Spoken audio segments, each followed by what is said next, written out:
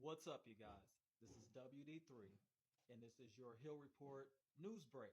Yeah, we're definitely going to dive into the news today. The Hill Report newspaper definitely wants to make sure that we're on top and keep you on top of all of our big stories that's going on around the world. And today, I want to tackle three on our Hill Report Newsbreak today. I want to tackle the first presidential debate.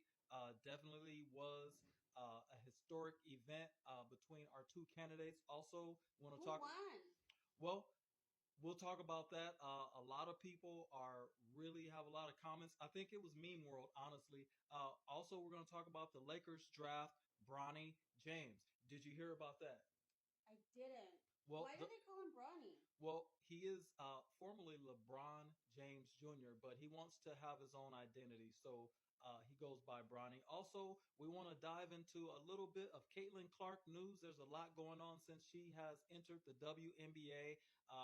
She has definitely made it more exciting, her and Angel Reese, but there's a lot of controversy surrounding her. So let's get right into it.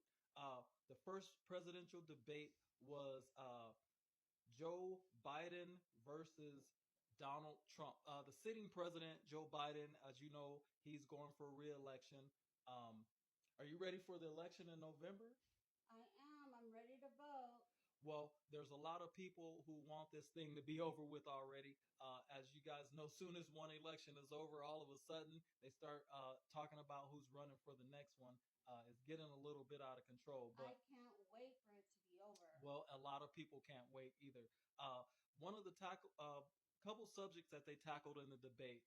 Um, First of all, a lot of people are commenting on the faces that Joe Biden was making. I watched the debate last night. What about the orange one?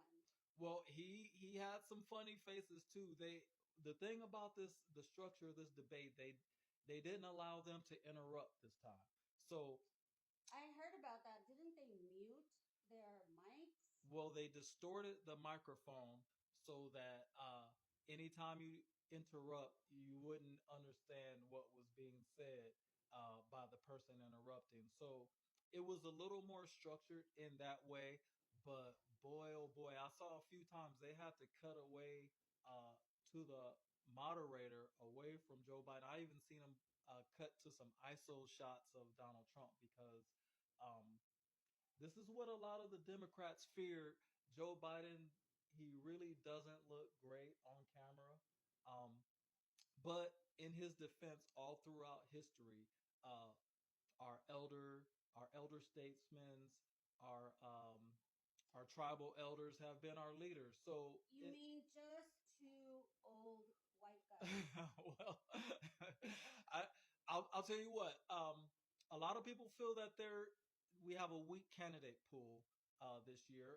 There's also some who stand 1,000% behind their candidate. There's Trump definitely has a movement. It's been since 2016 when people thought that it was a joke, but it's turned into a movement. But real quick, they did tackle the economy.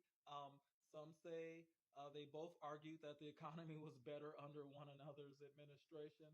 Um, I guess you have to look at the numbers. And one thing about economic numbers, you can manipulate them any way you want, You depending sure on can. your argument.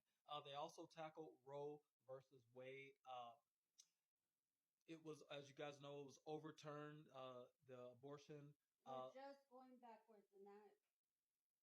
well, some people, and that's been one of the big divisive issues, and one of the hot button topics in American politics has been abortion.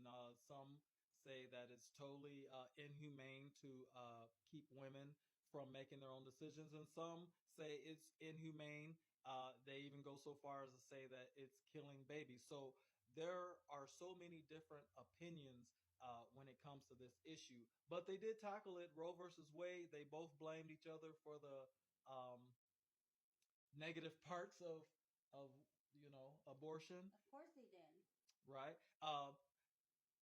Definitely, Donald Trump was he brought up Afghanistan, and that was one of the points in the debate where you could see Joe Biden's face really make one of those funny faces when Afghanistan was brought up. So Definitely, that was not a good thing for Joe Biden. The way we got out of Afghanistan, lost billions in equipment, lost soldiers.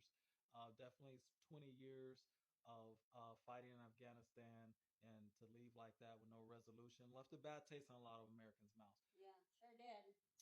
Also, big news yesterday. If you didn't see, did you see the Lakers draft Bronny James in the NBA draft second round yesterday? Yeah, that's something else.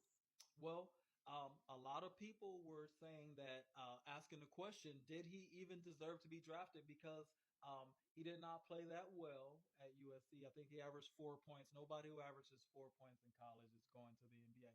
But Bronny James did. As you all know, his father is probably one of the greatest basketball players ever to step on the court. He's been ever since he was 19 years old. Now he's 18 years old. Now he's 30, almost 40 years old, and he's still one of the best players in the league. Um, Can we say nepotism? well, that's what a lot of people are saying, but I'll say this. I think that he was a Bronny was a McDonald's All American, which is you don't get that honor unless you're one of the top high school prospects in the country. Do you mean like McDonald's as in fries? Right, but they also host a game, a high school game with the top high school basketball players, called the McDonald's All American Game. And Bronny James did play well in that game. He participated in that game, which is probably for the elite. And I think this is pretty controversial, but I'm questioning the. Do you remember when Bronny James had the heart attack or the cardiac arrest and he passed out I on the heard court? something about that. I heard whispers. Well, I would say I don't believe that anymore. Who would get drafted less than a year after they had a cardiac arrest into the NBA? He must be some kind of superhero. Well, I think that that was a message from Rich Paul and LeBron James that said, "Coach for USC, you're not going to overwork this kid. We're reserving him for the NBA. Plus, if he plays too well, we may be drafting too late to get him." And they really wanted to make sure that LeBron played with his dad. So, when do you think that he'll get a chance to play? You think he'll go to the G League, which is the NBA minor leagues, or do you think he'll just play with his dad right off the bat? I think he's gonna play with his dad. Everybody wants to see that. I do too. Money. Good point.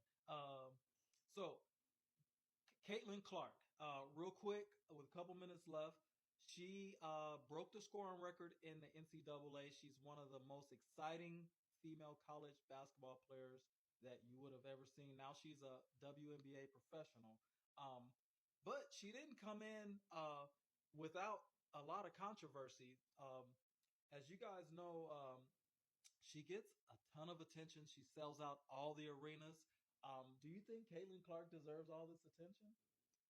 You know, it doesn't matter whether you're gay or straight. The woman just wants to play. So I think we were gonna get to that. The WNBA is a predominantly, I think they said the statistic 80% gay league, if that's the proper term. LBGTQ league. It is mostly L's, I guess. Yeah, mostly else. Right. Um, but that is the dynamic in the league. And Caitlin Clark and Angel Reese, they've caught the league by storm, and they are known to be two straight players. Um, but they get a lot of cheap fouls. They get a lot of uh, smart, snide comments directed their way. They've come in. Matter of fact, Caitlin Clark did not even get invited to the USA Olympic women's team for the Olympics. Do you think she should have been included on the Team USA? Yeah. Well, a lot of people do. And they question some of the people that's on the roster, and some people use the excuse of you have to pay your dues to get on the women's team. But sometimes when things transcend sports, you have to go with that story, right?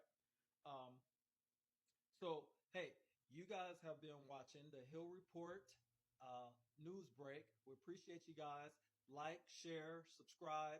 Make sure you guys definitely like and comment if you have any comment about any of the stories. I'd like to thank my co host today, Hilda. She definitely added something to the show.